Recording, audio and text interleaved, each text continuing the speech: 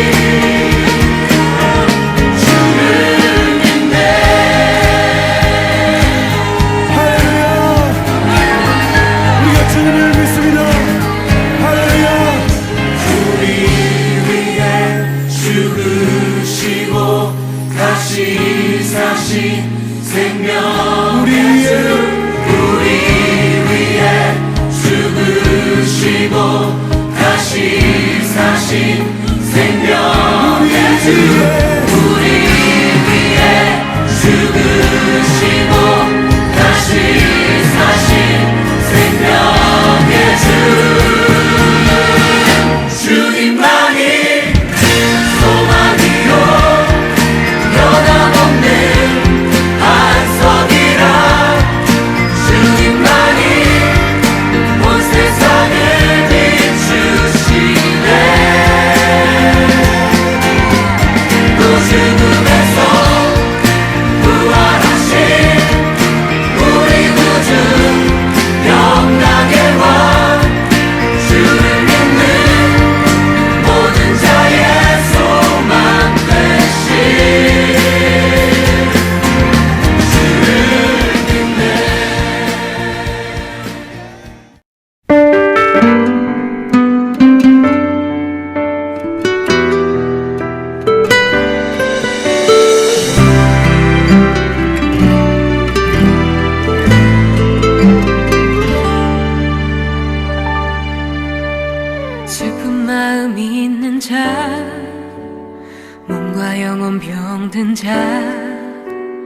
누구든지 부르시오 예수 이름 부르시오 그 이름을 믿는 자 그 이름을 부르는 자 그가 어떤 사람이든 그는 구원하리니 성만 믿는 자 몸과 영혼 병든 자 누구든지 부르시오 예수 이름 부르시오 그 이름을 믿는 자 그 이름을 부르는 자 그가 어떤 사람이든 그 구원하리니 예수 예수 오 능력의 그 이름 예수 나 외쳐 부르네 예수 예수 오 구원의 그 이름 예수 나 외쳐 부르네 예수 그리스도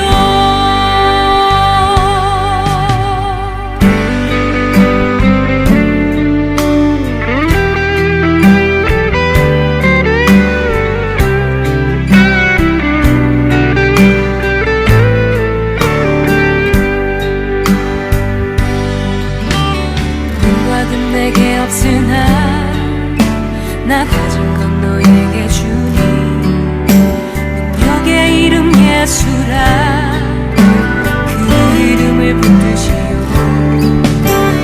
그 이름을 믿는 자 그 이름을 외치는 자 그가 어떤 사람이든 그는 주의 영광 보리라 예수 예수 오 능력의 그 이름 예수 나 외쳐 부르네 예수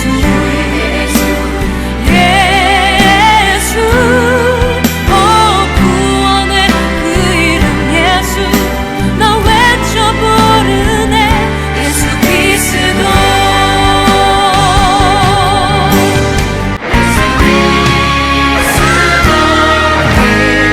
예수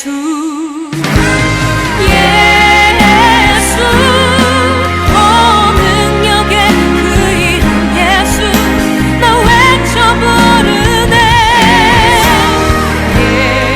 예수 예수 오 구원의 그 이름 예수 나 외쳐 부르네 예수 그리스도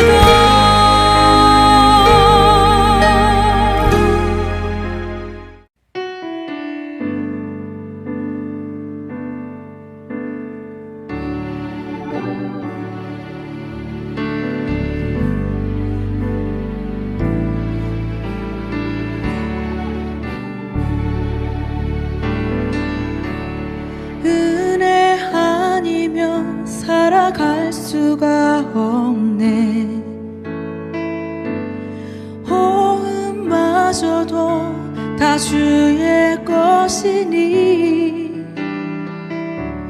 세상 평안과 위로 내게 없어도 예수 오직 예수뿐이네 은혜 아니면 살아갈 수가 없네 호흡마저도 다 주의 것이니 세상 평안과 위로 내게 없어도 예수 오직 예수뿐이네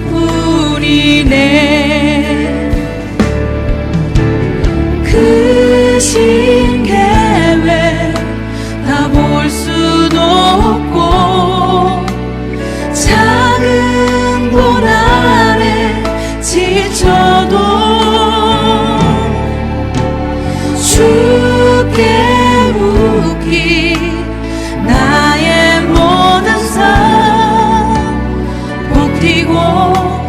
견디게 하시네.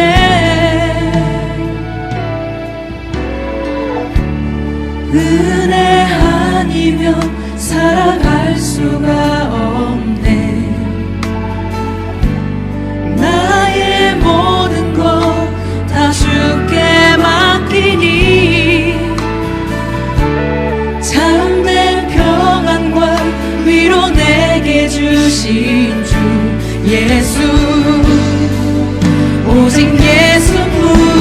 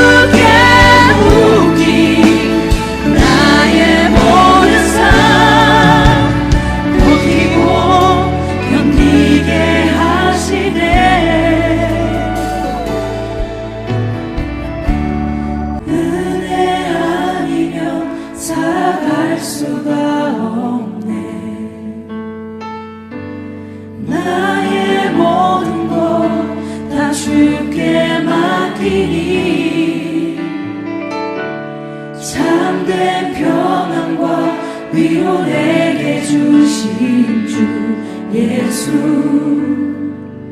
오직 예수뿐이네. 다 같이 영광송 부르시면서 6월 셋째 주일 예배를 하나님께 올려드리겠습니다.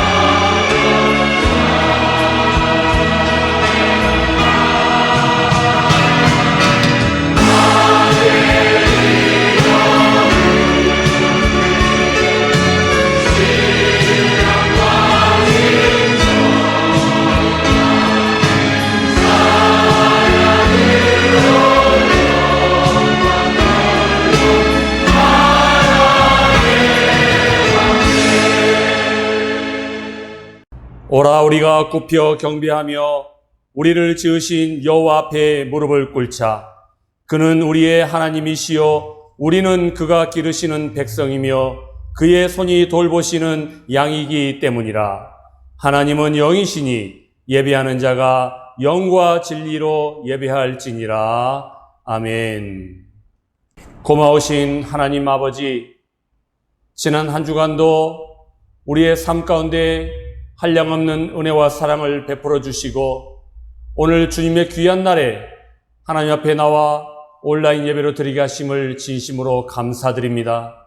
이 시간을 통하여 우리 하나님을 다시금 인격적으로 새롭게 만나는 시간이 되게 하여 주시고 온 마음과 뜻과 정성을 다하여 하나님 앞에 우리의 사랑을 고백하는 복된 예배 시간이 되게 하여 주시옵소서. 예배의 시작과 끝을 우리 하나님의 손에 온전히 부탁드리오며 우리의 예배를 받으시기 합당하신 우리 주 예수님의 이름으로 감사하며 기원하옵나이다. 아멘.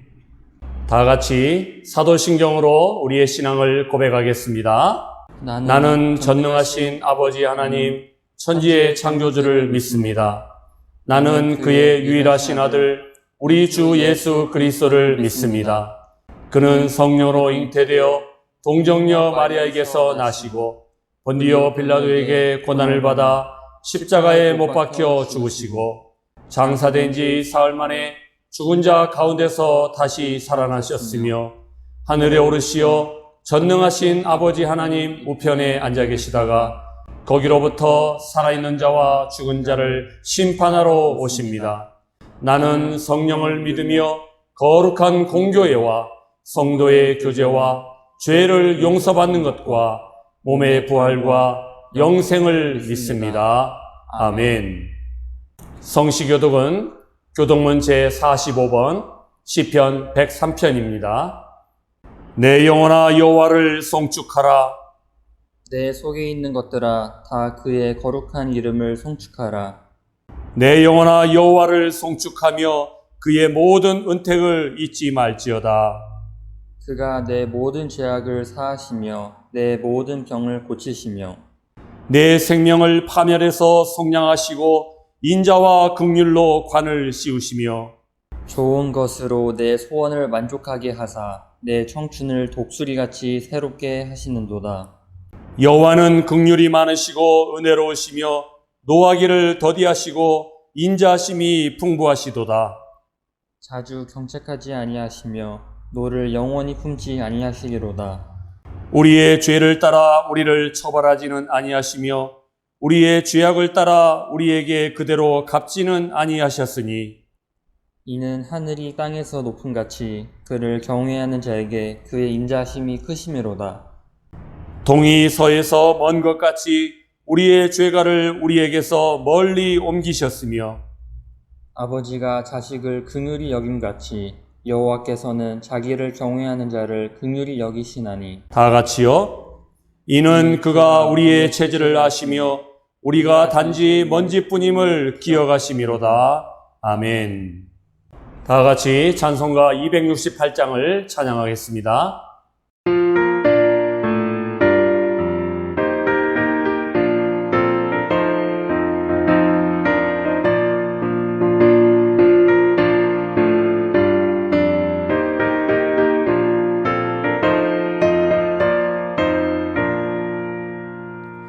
죄에서 자유를 얻게 하는 보혈에는요 주의 보혈 시험에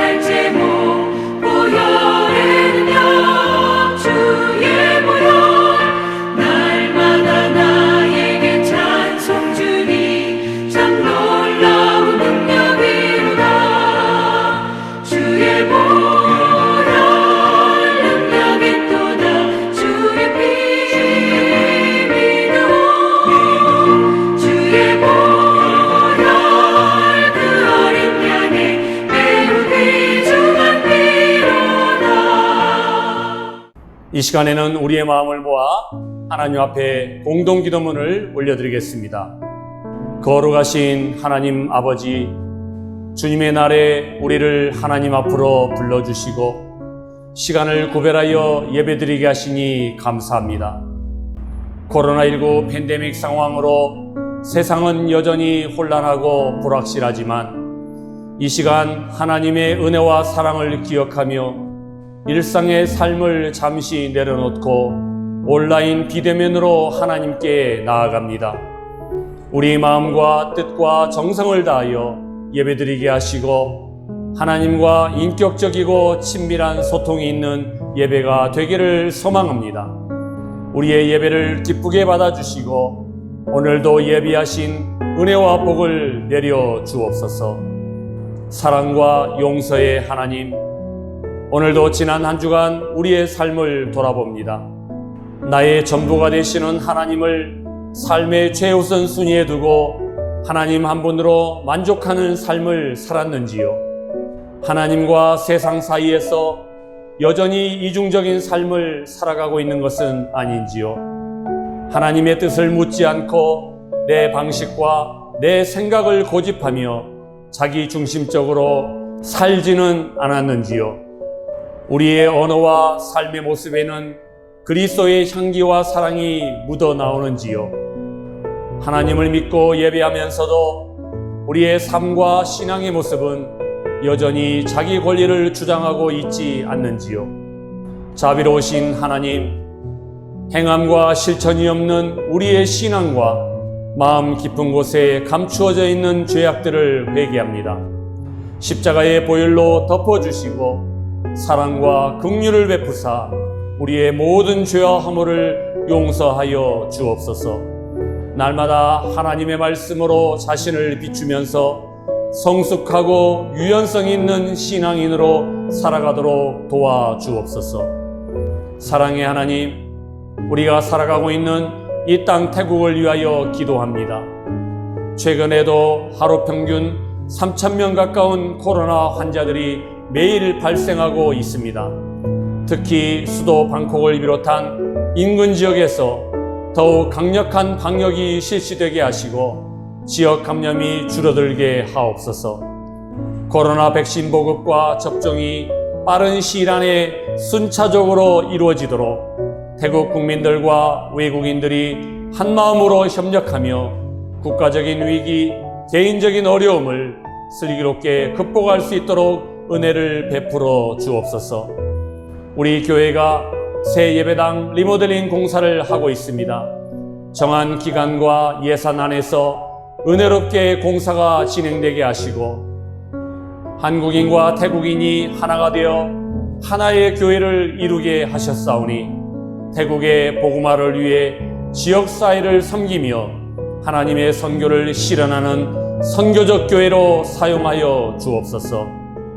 오늘도 보이지 않는 곳에서 교회를 위해 기도하며 여러 모양으로 교회를 섬기는 손길들을 기억하여 주시고 하늘의 은혜와 땅의 기름진 것으로 갚아 주시옵소서. 날마다 우리의 삶을 인도하시는 예수 그리스도의 이름으로 기도합니다. 아멘. 오늘 우리에게 주시는 하나님의 말씀은 구약성경 112쪽 출애굽기 20장 1절부터 2절입니다. 하나님의 말씀을 함께 봉독하실 때 하나님의 은혜가 여러분에게 함께 하시기를 간절히 소망합니다. 다 같이 읽겠습니다. 시작. 하나님이 이 모든 말씀으로 말씀하여 이르시되 나는 너를 애굽 땅 종되었던 집에서 인도하여 낸 내 하나님 여호와니라. 아멘.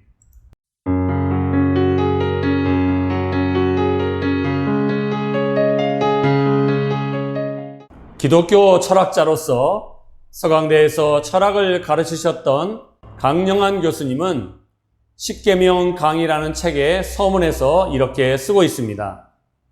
한국 기독교는 여러 측면에서 도전에 직면해 있다는 생각을 최근 들어 많이 하게 됩니다. 그럴 만한 증세와 현상이 보이기 때문입니다. 이 증세들은 서로 연관될 수도 있고 독립적일 수도 있습니다. 이분이 말씀하는 기독교는 아마도 천주교를 포함하지 않는 개신교를 의미할 것입니다. 강영환 교수님은 이어서 한국의 기독교가 직면하고 있는 도전에 대해 세 가지를 말합니다. 첫째, 반기독교 정서가 우리 사회에 서서히 퍼지기 시작했다는 것이고, 둘째는 종교다원적 상황에서 그리스도인들이 어떻게 처신해야 할지 잘 모른다는 것이며, 세 번째로는 신앙의 기본적인 방향과 교회 사역자들의 목회 방향이 제자도의 삶과 거리가 있는 쪽으로 굳어지고 있다는 것입니다. 사랑하는 여러분, 강영환 교수님이 기독교 철학자로서 어쩌면 누구보다도 냉철하게 한국교회와 기독교가 직면하고 있는 도전적인 상황을 진단했다고 저는 생각합니다. 그런데 이분이 이 책을 출간했을 때가 지금으로부터 12년 전인 2009년입니다. 그렇다면 12년의 시간이 흐른 2021년 현재 한국의 기독교와 한국교회의 상황은 어떻습니까? 저는 그분이 제기했던 세 가지의 도전은 지금도 여전히 유효할 뿐만 아니라 어쩌면 부정적인 면에서 더욱 악화되었다라고 봅니다. 유감스럽지만 이것은 불교나 이슬람교와 같은 타종교 이야기가 아닙니다. 한국의 기독교와 한국교회를 이루고 있는 저와 여러분이 직면하고 있는 도전이며 우리 자신의 문제입니다. 그렇습니다. 강영환 교수님이 이 책에서 지적하고 있듯이 오늘날 한국 사회에서 반기독교적인 정서가 확산되고 한국교회가 비난을 받고 있는 이유는 사람들이 기독교 교리나 복음이 허무맹랑하고 말도 되지 않는 소리라면서 이를 의심하거나 회의적인 시각으로 바라보기 때문이 아닙니다. 기독교인, 좀 더 엄밀하게 말한다면 한국교회 교인들이 복음을 받아들인 이후에 삶의 실천으로 나타나는 열매가 없기 때문에 세상 사람들의 눈으로 볼 때 복음이라고 하는 나무의 뿌리조차도 거짓이라고 생각하는 결과가 지금 한국 사회에서 반기독교적인 정서로 나타나고 있는 것입니다. 원인이 여기에 있다면 해법은 간단하지 않습니까? 우리가 믿는 복음이 참되다는 사실을 증거할 수 있는 가장 좋은 방법이 뭐겠습니까? 삶으로 복음을 살아내는 실천을 통해 그 안에서 열매를 맺고 일상생활 속에서 거룩함을 보여주면 됩니다. 그런데 문제는 그게 지금 안 되고 있다는 거거든요. 우리는 알면서도 그렇게 못하고 있습니다. 왜 그럴까요? 이 질문에 대한 답을 찾기에 앞서 우리는 왜 믿는가라는 보다 근본적인 질문을 던져볼 필요가 있습니다. 여러분은 왜 믿으세요? 여러분이 신앙생활을 하시는 목적은 도대체 뭡니까? 사실 오늘날 한국교회 교인들의 신앙의 목적이나 방식은 부처님을 하나님으로 바꿨을 뿐 한국의 여타 불교 신자들과 별반 차이가 없어 보입니다. 다시 말씀드려 믿는다고 하는 신앙의 대상만 다를 뿐 종교적인 의무를 수행하고 그에 따른 복을 구하는 기복신앙의 형태는 기독교인이나 불교인이나 거의 유사하다는 말입니다. 뿐만 아니라 목회를 하시는 목사님들도 다 그렇다고 말할 수는 없지만 한국교회에서 목회라는 것이 어떤 의미입니까? 교회에 나온 사람들을 교회 일꾼으로 만들어서 그들이 교회에서 해야 할 의무를 하게 하는 것이 대부분의 목회 아닙니까? 교회마다 앞다투어 단계별로 말씀을 가르치는 제자 훈련을 하고 있지만 정작 배운 것을 구체적으로 실천할 수 있는 삶의 현장이 없는 제자 훈련이 대부분이고 그냥 직분자를 세우기 위한 하나의 과정으로 끝나버리는 경우가 많습니다. 사정이 이렇다 보니 교인들이 머리만 커지고 영적으로 교만해지는 그런 결과가 초래되고 있습니다. 그러니 세상 사람들이 기대하듯이 우리가 일상 속에서 거룩함을 보여주는 복음의 열매를 맺지 못하는 것은 어쩌면 당연한 것이고, 그 결과가 오늘날 한국의 개신교가 대사회 신뢰도에서 꼴찌를 차지하는 가슴 아픈 현실을 맞이하고 있는 것입니다. 전 세계적인 코로나19 팬데믹으로 인해 모든 것이 힘들어진 오늘날, 특히 우리 자신을 포함하여 한국교회가 많은 타격을 받았고 지금도 받고 있습니다. 어렵고 힘들수록 기본으로 돌아가라는 말이 있듯이 이제 우리의 삶과 신앙은 다시 기본으로 돌아가야 합니다. 거기서 문제 해법을 찾고 거기서부터 새롭게 시작을 해야 합니다. 그렇다면 기독교 신앙의 기본은 무엇이겠습니까? 두말할 필요 없이 우리 믿음의 대상이 되시는 하나님이 어떤 분이신지를 올바르게 아는 것입니다. 우리는 이런 맥락에서 지난 10주 동안 십계명의 계명 하나하나의 의미를 해석하면서 십계명에 나타난 하나님이 어떤 분이신지, 그리고 그 계명의 현대적인 의미를 내 삶의 현장에서 어떻게 적용하고 실천할 것인지를 나누었습니다. 이제 오늘은 십계명 강의 마지막 시간인데요. 우리가 읽은 출애굽기 20장 1절부터 2절은 마치 헌법의 전문가도 같이 십계명의 토대이며 기초가 됩니다. 어떤 분들은 십계명을 읽으면서 이 부분을 빼고 읽는데 절대로 그렇게 해서는 안 되는 매우 중요한 부분입니다. 만약에 우리가 이 부분을 빼고 십계명을 말한다면 그것은 십계명의 의미를 50%는 날려버리는 것과 같습니다. 기초와 토대가 없이 어떻게 튼튼하고 온전한 건물을 세울 수가 있겠습니까? 우리는 오늘 이 본문의 말씀을 통해 십계명의 기초가 무엇인지, 더 나아가 하나님이 어떤 분이신지를 알 수 있습니다. 오늘은 이 두 가지를 여러분과 함께 나누기 원합니다. 먼저 십계명의 기초와 토대가 무엇인지 다 같이 읽어주시기 바랍니다. 시작. 십계명의 기초와 토대는 하나님과 하나님의 백성들 사이에 맺은 계약입니다. 여러분, 이 사실은 굉장히 중요합니다. 많은 사람들이 십계명은 하나님께서 모세를 통해 이스라엘 백성들에게 일방적으로 주신 계명이라고 생각하는 경향이 있는데 이것은 잘못된 생각입니다.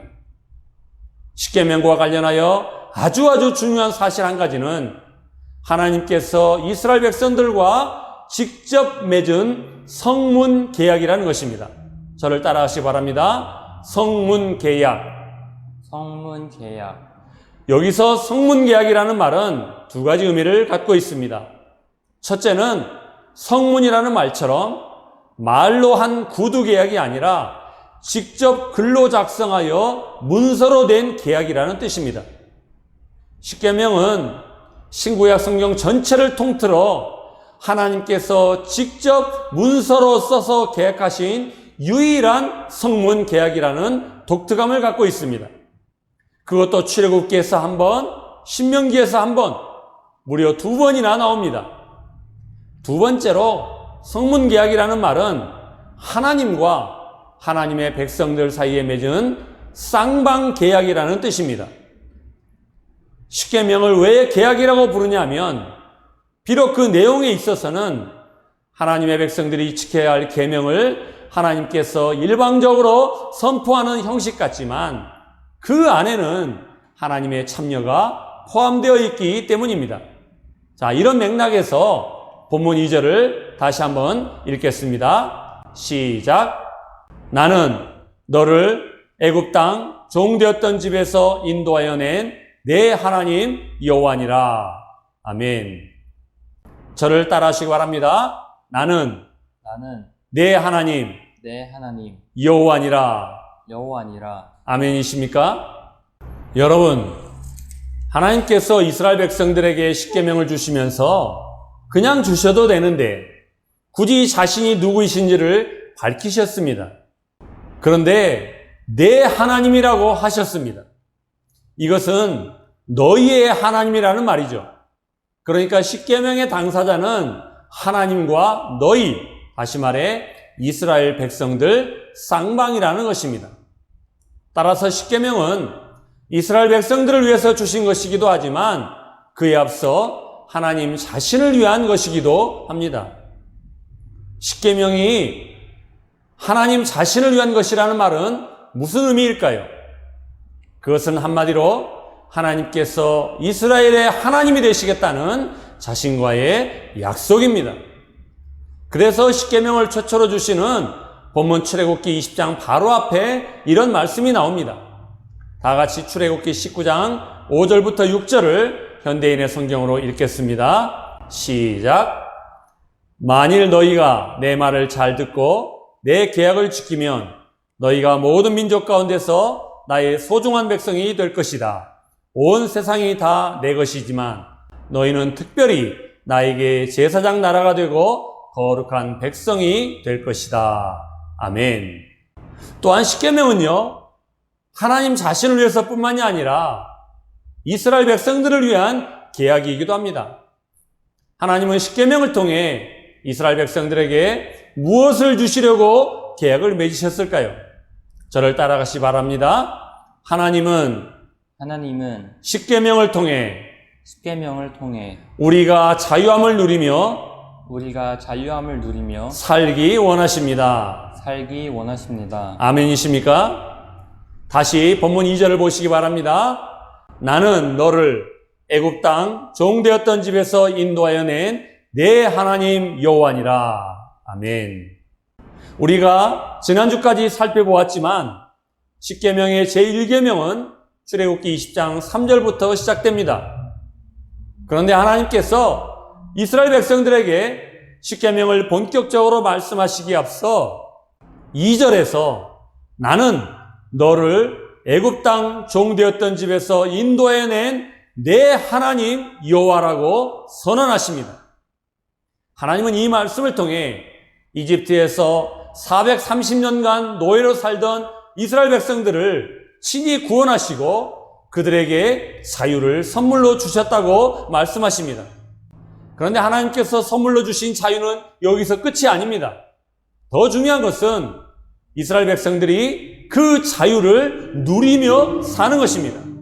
자유를 누리며 산다는 것은 내가 하고 싶으면 하고 하기 싫으면 안 하는, 다시 말해 아무렇게나 내 마음대로 산다는 의미가 결코 아닙니다. 그럼 무슨 의미이겠습니까? 화면을 보시면서 큰 소리로 다 같이 읽겠습니다. 시작. 우리는 마땅히 해야 할 일을 함으로써 자유를 누리게 됩니다.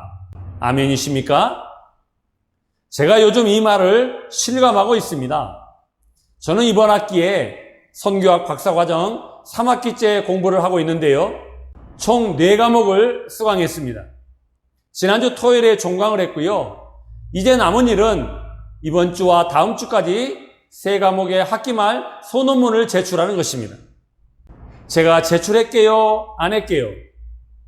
만일 제가 정해진 기간 내에 소논문을 제출하지 않게 되면 어떤 일이 벌어질까요? 아마도 제 성적이 형편없이 나오든지 유급을 당하든지 둘 중에 하나이겠죠. 따라서 소논문 3편을 제출하는 일은 제가 마땅히 해야 할 일입니다. 하지만 마감 시간은 점점 다가오는데 아직 제출을 못하고 있습니다. 그렇다 보니 뭘 해도 소논문을 제출하는 일이 마음에 걸립니다. 쉬어도 쉰 것 같지가 않고 뭘 먹어도 먹은 것 같지가 않고 잠을 자도 개운하지가 않고 가슴이 답답합니다. 왜 그럴까요? 마땅히 해야 할 일, 소논문 제출하는 것을 다 하지 않았기 때문입니다. 그래서 분명히 종강을 했는데도 자유를 누리지 못하는 것입니다. 하지만 제가 다음 주에 소논문을 끝내고 제출하고 나면 분명 저는 종강이 주는 자유함을 누리게 될 것입니다. 마찬가지입니다. 하나님께서 이스라엘 백성들에게 십계명을 주신 목적 가운데 하나도 그들에게 자유를 누리며 살게 하시기 위해서입니다. 430년을 노예로 살던 사람들에게 자유가 주어졌으니 얼마나 기쁘고 홀가분하겠습니까? 그런데 만약 거기서 아무렇게나 막 살게 되면 그것은 자유를 누리는 삶이 아니라 방종입니다. 그래서 하나님은 십계명을 통해 자유를 얻은 이스라엘 백성들이 마땅히 해야 할 일들을 가르쳐 주셨고, 이것을 올바르게 지키고 실천함으로써 진정한 자유를 누리는 삶을 살라고 하신 것입니다. 사랑하는 성도 여러분, 우리가 십계명의 의미를 바르게 이해하고 그것을 바르게 실천할 수 있다면 우리의 신앙과 삶은 서로 분리되지 않고 하나님의 사랑 안에서 하나로 통합되어 신행일치의 삶이 될 것입니다. 뿐만 아니라 하나님과 사랑의 관계 안에서 참된 자유를 누리게 될 것입니다. 오늘 예배를 드리시고 말씀을 듣는 여러분 모두가 그렇게 되시기를 주님의 이름으로 축복합니다. 이번에는 본문을 통해 하나님이 어떤 분이신지를 말씀드리겠습니다. 저를 따라하시기 바랍니다. 하나님은 역사와 고난의 현장에서 우리와 함께 하십니다. 아멘이십니까? 요즘 도쿄 올림픽을 앞두고 독도 문제 때문에 한일 관계가 그 어느 때보다도 갈등의 골이 깊습니다. 우리와 가장 가까운 옆나라이면서 가까이 하기에는 너무 먼 당신과 같은 나라, 바로 일본이죠. 그런데 일본의 기독교 역사는 상당히 오래되었습니다.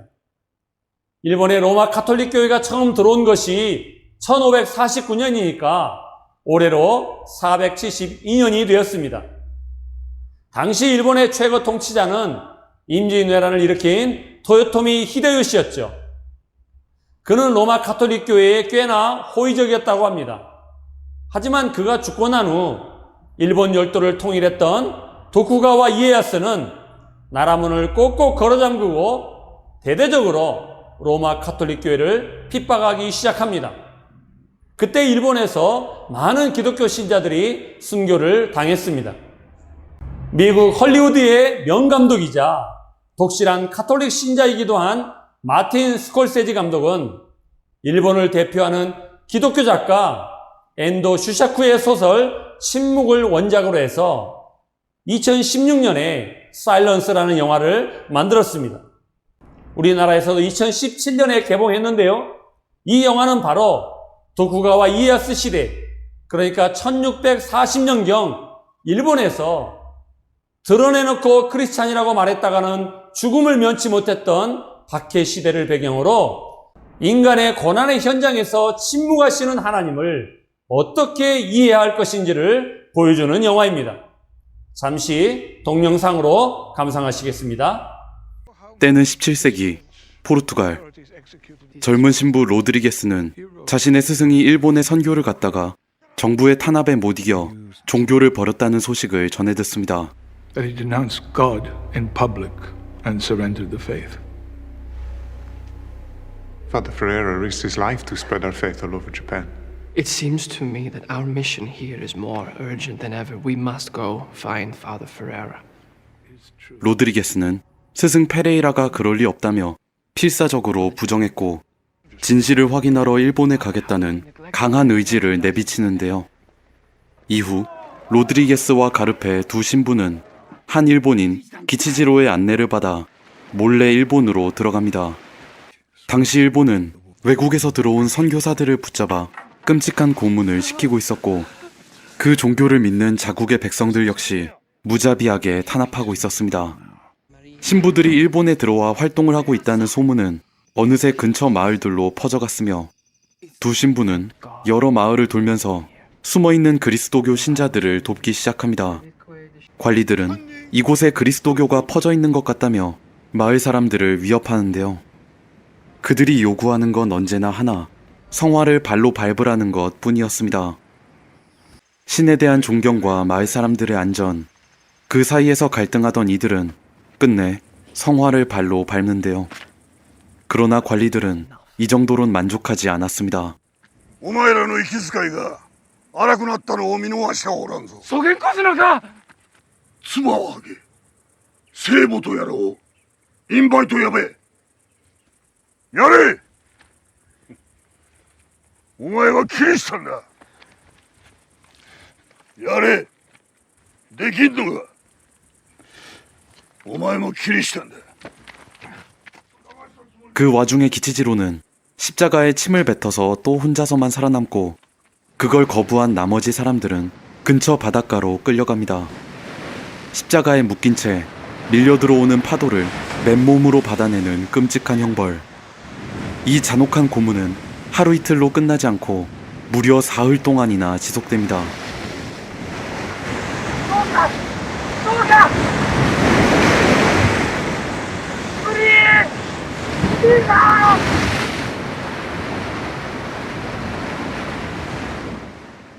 이 일이 있고 나서 로드리게스는 가르페와 떨어져 마을을 떠나기로 합니다. 계속되는 굶주림과 힘든 여정 속에서 그는 몇 번이고 신에게 기도를 올리는데요.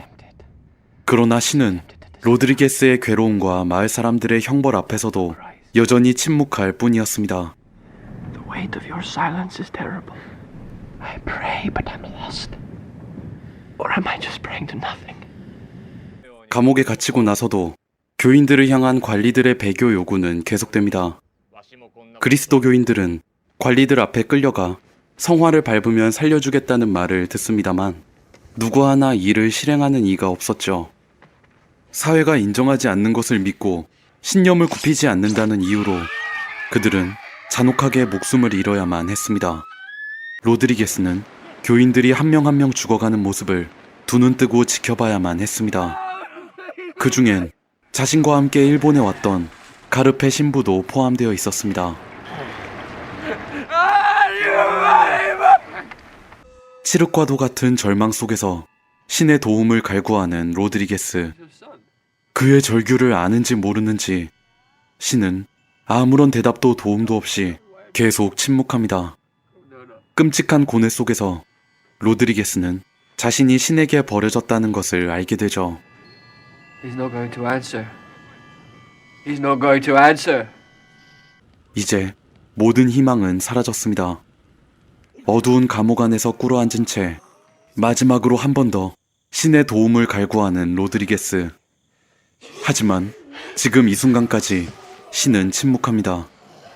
일본인들은 그런 로드리게스를 꺼내 교인들이 거꾸로 매달려 구덩이 속에 처박혀 있는 모습을 보여주는데요. 사람의 목숨과 신에 대한 믿음, 그 두 가치 사이에 서서 로드리게스는 잔혹한 선택을 종용받습니다. 내가 종교를 버리지 않으면 다른 사람들이 목숨을 잃어버릴 상황. 과연 이 신부는 끔찍한 고통 속에서 어떤 선택을 내리게 될까요? Come ahead now. It's all right. Step on me. I understand your pain. Step. 여러분, 정말 하나님은 당시 역사 속에서 나 몰라라 하시며 침묵하셨을까요? 이 영화처럼 생사의 갈림길에서 하나님의 도우심을 구하며 부르짖는 그런 극단적인 상황까지는 아니지만 때때로 우리 역시 절박한 상황에서 하나님의 도우심을 구하며 기도했지만 아무런 응답도 아무런 반응도 없는 하나님의 침묵을 경험하지 않습니까? 시간을 앞으로 돌려 이스라엘 백성들이 이집트 땅에서 430년간 노예 생활을 할 당시 상황을 출애굽기 2장 23절을 통해 확인해 보겠습니다. 우리말 성경으로 같이 읽어보겠습니다. 시작. 오랜 세월이 흘러 그 이집트 왕이 죽었습니다. 이스라엘 민족은 중노동으로 인해 신음하며 울부짖었습니다. 그러자 이스라엘 민족의 울부짖는 소리가 하나님께 이르렀습니다. 아멘. 여기서 울부짖다는 말은 히브리어 원어로는 도와달라고 필사적으로 부르짖다는 뜻입니다. 당시 이스라엘 백성들은 이집트에서 노예 생활을 하면서 우리의 상상을 초월하는 중노동에 시달리며 고통받고 있었습니다. 성경은 그들이 신음하며 울부짖었다라고 말씀하고 있습니다. 그리고 그들의 울부짖는 소리가 하나님께도 들렸다라고 말합니다. 그런데 하나님은요, 이스라엘 백성들이 살려달라는 울부짖음을 한쪽으로 듣고 한쪽으로 흘려버리면서 침묵하셨죠? 아닙니다. 결코 그렇지 않습니다. 사랑하는 여러분, 하나님은 결국 어떻게 하셨습니까? 계획만 말씀하시고 거기서 스톱하셨나요? 그렇지 않습니다. 하나님은 말씀하시고 계획하신 그대로 실행하셨습니다. 하나님은 이스라엘 백성들의 역사의 현장에, 고난의 현장에 결코 침묵하지 않으셨습니다. 그들의 현장에 참여하셨고 함께 하셨습니다. 그래서 하나님은 이스라엘 백성들에게 십계명을 주시면서 그냥 주시지 않고 애굽 땅 종되었던 집에서 인도해낸 내 하나님 여호와니라고 말씀하신 것입니다. 여러분, 2절 말씀을 자세히 보십시오. 나는 너를 애굽 땅 종되었던 집에서 인도해낸 내 하나님 여호와니라. 하나님은 자신을 말씀하시면서 주어 나는과 수로 하나님 여호와니라 사이에 짧지만 자신이 이스라엘 백성들을 위해 무슨 일을 하셨는지를 말씀하고 있습니다. 그것은 이스라엘 백성들이 애굽 땅에서 종살이하고 있을 때 그들을 그곳에서 인도해내신 하나님의 구원 사역이었습니다. 이스라엘 백성들이 430년 동안 노예 생활을 하면서 고통받고 살려달라고 부르짖을 때 눈 감고 뒷짐지고 계신 것이 결코 아니었다는 뜻입니다. 다시 말해 우리 하나님은 개인이든 공동체든 역사와 삶의 현장에서 우리와 함께 하시는 하나님이라는 것입니다. 사랑하는 드림교회 형제자매 여러분, 영화 사일런스의 배경이 되는 17세기 일본의 기독교인들이 극심한 박해를 받고 있던 시대뿐만이 아니라 오고 오는 모든 시대에도 우리 하나님은 인간 역사의 뒷전에 숨어서 당신의 손에 더러운 것을 묻히지 않고 뒷짐지고 계시는 분이 결코 아니라는 사실을 굳게 붙드시기를 주님의 이름으로 축복합니다. 우리가 믿는 하나님은 자기 백성들을 외면하지 아니하시고 우리의 고통을 보고 듣고 함께 아파하시면서 역사의 현장, 고난의 현장에 직접 참여하시고 함께 하시는 하나님이심을 반드시 신뢰하시는 여러분이 되시길 바랍니다. 우리가 사는 것이 너무 어렵고 힘들 때는 로드리게스 신부가 신이시여 당신은 정말 존재하시는 겁니까? 라고 절규했던 것처럼 하나님은 역사의 현장에 함께 하시지 않고 침묵하시는 것처럼 보일 수도 있습니다. 뿐만 아니라 내가 힘들어하고 아파하고 고통당할 때에도 아무런 응답도 없고 반응도 없이 마치 하나님이 존재하시지 않는 것처럼 느껴질 때가 분명히 있습니다. 그러나 기독교의 하나님은 결코 그런 분이 아니십니다. 우리가 고통스러운 시간과 현실에서 하나님의 침묵이나 하나님의 부재를 느끼는 이유는 하나님께서 아무것도 안 하고 계셔서 그런 것이 아니라 우리가 기대한 만큼 하나님이 움직이시지 않는다고 우리 스스로가 그렇게 느끼기 때문입니다. 다시 말해 우리가 응답이라고 생각하는 우리의 기대치와 하나님이 뜻하고 계획하고 계신 것이 다르기 때문입니다. 우리는 고통스럽고 힘든 현실에서 하나님의 즉각적이고도 확실한 도우심을 통해 일순간에 상황이 바뀌는 것을 기대하겠지만 하나님의 뜻은 반드시 그렇지만은 않다는 것을 기억하셔야 됩니다. 심지어 어떤 경우에는 우리의 기대와 바람과는 달리 우리의 생명이 끝날 수도 있습니다. 그러나 이 또한 인간적으로는 한없이 서운하고 서글픈 일이지만 그 역시나 하나님의 계획의 일부분일 수도 있다는 사실입니다. 지난날에도 그랬지만 앞으로 우리가 살아가는 날 동안에 우리의 기대치와 하나님의 뜻이 같지 않는 순간이 훨씬 더 많을 것입니다. 우리가 이 사실을 잊지 않고 기억한다면 오늘날 전 세계적인 코로나19 팬데믹 상황에서 벌어지고 있는 국제 정치의 격동과 개인의 고통스러운 현장에서도 우리와 함께 하시는 하나님을 경험하게 될 것입니다.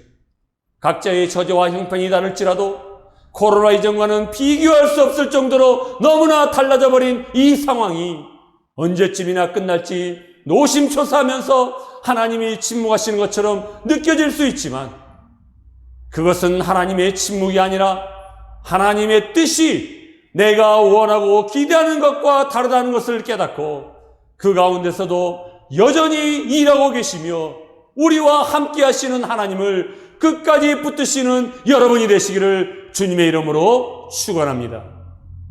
기도하시겠습니다. 사랑이 많으신 하나님 아버지, 오늘까지 십계명 전체 말씀을 매 주마다 함께 나누며 십계명에 담겨져 있는 하나님의 마음을 헤아리고 하나님이 어떤 분이신지를 알아가게 하심을 진심으로 감사드립니다. 오늘 말씀을 통하여 때로는 하나님께서 아무런 응답도 없이 침묵하시는 것처럼 느껴진다 할지라도 그것은 우리가 기대하는 것과 하나님의 뜻과 계획이 다르기 때문이라는 사실을 깨달으며 하나님은 뒷짐지고 역사의 뒤편에 숨어 계시는 하나님이 아니라 우리 역사의 현장에, 고난의 현장에 우리와 함께 하시는 임마누엘의 하나님을 끝까지 믿음으로 붙들며 하나님과 함께 이 어렵고 힘든 시기를 지혜롭고 슬기롭게 잘 이겨낼 수 있도록 인도하여 주시옵소서. 능력으로 살아갈 수 있는 우리 모두의 삶이 되게 하여 주시옵소서. 모든 것 주님께 감사드리며 사랑 많으신 예수 그리스도의 이름으로 기도하옵나이다. 아멘. 다 함께 봉헌 찬양 나의 피난처 예수 부르시면서 준비하신 예물을 하나님께 봉헌하도록 하겠습니다.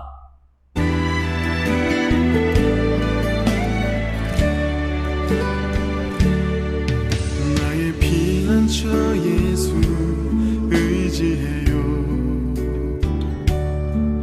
나의 피난처 예수 의지해요. 나의 가는 길에 거센 바람 몰아쳐와도 나의 피난처 예수 의지해요. 나는 영원히 주님 사랑해요. 나는 영원히 주님 사랑해요. 세상 어떤 것도 나의 사랑 끊을 수 없네. 나는 영원히 주님 사랑해요. 아바 아버지 나를 사랑하시니 나의 모든 것 주께 드려요. 아바 아버지 내가 여기 있으니 주님 영광 위하여 써주세요. 사랑과 은혜가 충만하신 하나님 아버지, 매일매일 반복되는 일상의 삶에서도 우리를 고아와 같이 내버려 두지 아니하시고 우리의 모든 고통의 현실 가운데 외면하지 아니하시며 임마누엘로 함께 하심을 진심으로 감사드립니다. 하나님께서 오늘 말씀 주셨던 것처럼 언제나 우리와 함께 하시는 하나님을 붙들고 한 걸음 한 걸음 믿음으로 나아가며 하나님을 더 깊이 알아갈 수 있는 우리의 삶과 신앙이 되게 하여 주옵소서. 지난 한 주간 동안에도 우리의 삶에 베풀어 주신 하나님의 은혜와 사랑에 감사하며 모든 수입의 11조와 감사 예물, 주일헌금, 선경금과 건축헌금을 하나님께 구별하여 드렸습니다. 주님 앞에 나올 때 빈손 들고 나오지 않게 하시고 감사하는 마음으로 주님 앞에 예물을 드린 모든 손길들마다 우리 주님께서 기억하여 주시고 하늘의 신령한 것과 땅의 기름진 복으로 함께하여 주시되 그들이 사는 날 동안 필요한 모든 것들을 때를 따라 공급하여 주시며 어디를 가든지 무엇을 하든지 전능하신 하나님의 손길이 그들과 함께하여 주시옵소서. 하나님 앞에 드리고 싶은 마음은 간절하지만 여러 가지 형편 때문에 드리지 못하는 자들도 있사오니 하나님께서 그들의 마음을 붙들어 주셔서 이후에는 더 많은 것들로 주님 앞에 감사를 고백하며 드릴 수 있도록 그들에게 필요한 모든 것들을 주님께서 채워주시고 공급하여 주시옵소서. 사랑하는 교들 가운데 육신의 질병으로 마음의 상처로 말미암아 힘든 시간을 보내고 있는 자들이 있다면 우리 주님 찾아가셔서 그들을 어루만져 주시고 위로하여 주시며 그들의 상한 마음이 예수 그리스도의 터치하심을 통하여 치유되어지고 아픈 환부가 회복되어지며 건강을 다시금 되찾는 놀라운 은혜를 허락하여 주시옵소서.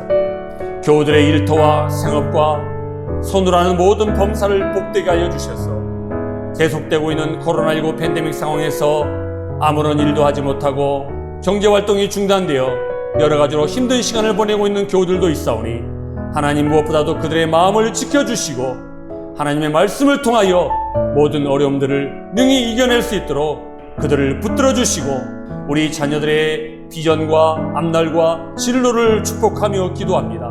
특별히 이제 고등학교 과정을 마치고 대학을 진학하는 우리 형제자매들에게 하나님께서 크신 은혜를 허락하여 주셔서 이제 그들의 졸업이 끝이 아니요 새로운 시작이며 하나님께서 예비하신 대학교에 들어가 좋은 선생님과 좋은 친구들 또 좋은 교회를 만나게 하여 주시고 그들이 그곳에서 하나님을 더 깊이 인격적으로 만나는 가운데 그들의 신앙이 깊어지게 도와주시고 하나님의 말씀 안에서 인생의 비전을 발견할 수 있도록 주님 인도하여 주시옵소서.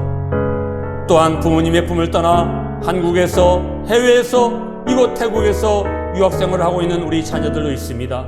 하나님 부모님과 떨어져 지냄으로 말미암아 정서적으로 외롭지 않도록 그들의 마음을 붙들어 주시되 무엇보다도 공부하는 데 필요한 지혜와 명철을 부어주시고 또 필요한 재정도 주님께서 공급하고 채워주시며 코로나에 감염되는 일이 없이 하나님께서 그들의 건강과 안전을 지켜주시고 보호하여 주시옵소서.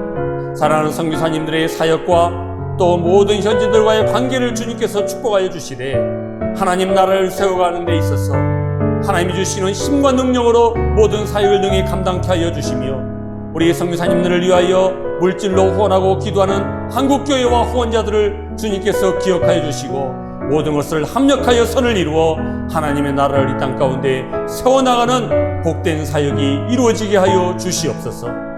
우리가 살고 있는 이 태국 땅을 주님께서 긍휼히 여겨 주시되 코로나19가 더 이상 확산되지 않게 하여 주시고 태국의 국민들과 이 땅에 더불어 살아가는 외국인들이 이제 속히 일상의 삶을 회복하여 다시금 이전의 삶의 자리로 돌아가 우리 각자에게 맡겨주신 귀한 사명을 능히 감당할 수 있도록 주님 함께하여 주시옵소서. 오늘도 피치 못할 사정으로 예배 자리에 함께하지 못하고 타지에 출타 중에 있거나 한국을 방문하고 있는 교우들이 있다면 그들이 어느 곳에 있든지 간에 주님의 거룩한 날을 기억하여 온전하게 지키게 하시고 예배드림이 우리의 삶의 가장 큰 기쁨이 되게 하여 주시옵소서. 우리의 모든 감사와 찬양을 받으시기에 합당하신 우리 주 예수님의 이름으로 축복하며 기도하옵나이다. 아멘. 이번 주 우리가 암송할 말씀은 스바냐 3장 17절입니다. 화면을 보시면서 큰 소리로 다 같이 읽겠습니다. 시작. 너의 하나님 여호와가 너의 가운데 계시니 그는 구원을 베푸실 전능자이시라. 그가 너로 말미암아 기쁨을 이기지 못하시며 너를 잠잠히 사랑하시며 너로 말미암아 즐거이 부르며 기뻐하시리라 하리라. 아멘. 이번 한 주간도 이 말씀이 여러분들의 삶에 큰 힘이 되기를 주님의 이름으로 축복합니다. 이 시간에는 옆에서 함께 예배를 드리시는 분 그리고 혼자 예배를 드리신 분이 있으시다면 자기 자신을 향하여 하나님의 평강과 평안이 가득하게 해달라고 함께 축복의 찬양, 환영의 찬양을 부르도록 하겠습니다. 평화 하나님의 평강이 하나님의 평강이 당신의 삶에 넘쳐나기를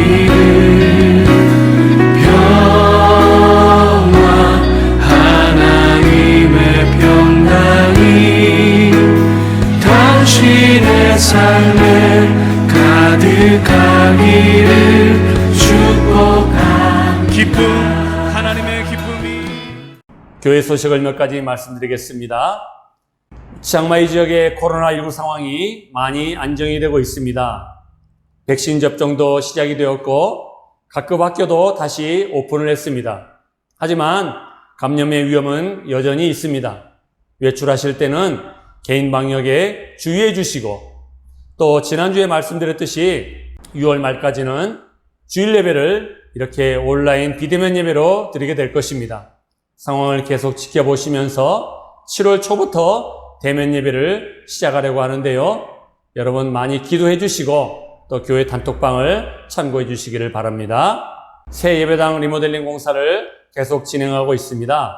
관심을 갖고 계속해서 기도해 주시기를 부탁을 드립니다. 주일 예배 헌금은 교회 단톡방을 참고하셔서 예배 후에 온라인으로 보내주시면 감사하겠습니다. 지금 치앙마이 대학교에서 석사 논문을 쓰고 있는 우리 이규호 형제를 위해서 기도해 주시기를 바랍니다.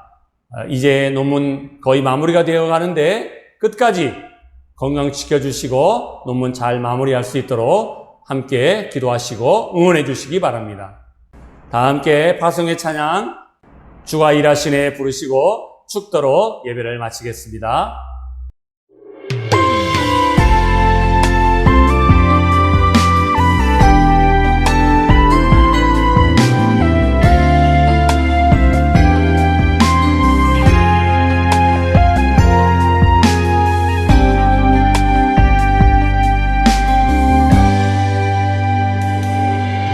날이 저물어갈 때 흔들에서 걸을 때 그때가 하나님의 때 내 힘으로 안 될 때 빈손으로 걸을 때 내가 고백해 여호와 이래 주가 일하시네 주가 일하시네 주께 아끼지 않는 자에게 주가 일하시네 주가 일하시네 신뢰하며 걷는 자에게 이제는 우리 주 예수 그리스도의 은혜와 하나님 아버지의 무한하신 사랑과 성령의 교통하심과 하나 되게 하심이 오늘 우리가 당하고 있는 이 고난의 현장에서도 우리를 외면하지 아니하시고 우리와 함께 이 현장에 동참하시며 우리에게 은혜를 베풀어 주시는 임마누엘의 하나님을 끝까지 붙들기로 결단하고 일어서는 치앙마이 드림교회 모든 교우들의 머리 위에, 우리 자녀들의 학업과 진로 위에, 사랑하는 교우들의 일터와 생업 위에, 우리 선교사님들의 사역 위에, 그리고 모든 선교 현장 위에, 이곳 치앙마이에 세우신 모든 한인교회와 교민사의 가정 위에, 그리고 우리가 살아가고 있는 이 땅 태국 위에 이제로부터 영원히 함께 하시기를 간절히 축원하옵나이다. 아멘. 어두움에 밝은 빛을 비춰주시고 너의 작은 신음에도 응답하시니